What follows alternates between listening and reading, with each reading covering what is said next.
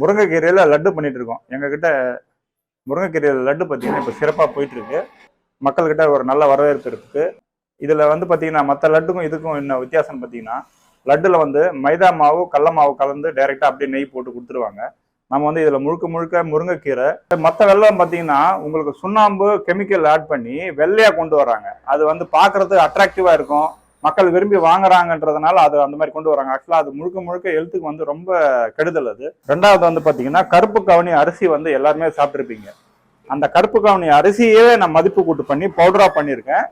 இதுல வந்து பாத்தீங்கன்னா தேனு, நெய், கருப்பு கவுனி அரிசி, கொஞ்சோண்டு வந்து வரகு சேர்த்துருக்கிறேன்.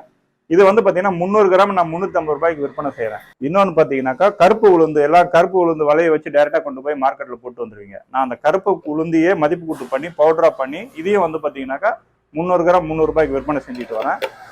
இதான் நம்ம வந்து பாத்தீங்கன்னா ஃபாரஸ்ட் ஹனி. இது ஃபாரஸ்ட் ஹனின்னு ஏன் சொல்றேன்னு பாத்தீங்கன்னாக்கா வந்து பாத்தீங்கன்னா அகத்திக்கீரையை வந்து நிறைய பேர் வந்து சாப்பிட்றதே இல்லை. அது எல்லாருமே சாப்பிடணுன்ற ஒரு பேஸ்ல அதை அகத்திக்கீரையை தோசை ஹெல்த் மிக்ஸ் மாதிரி கொடுத்துட்டு இருக்கிறோம். தோசை மிக்ஸ், ஹெல்த் மிக்ஸ் 2 டைப்லையும் கொடுத்துட்டு இருக்கிறோம்.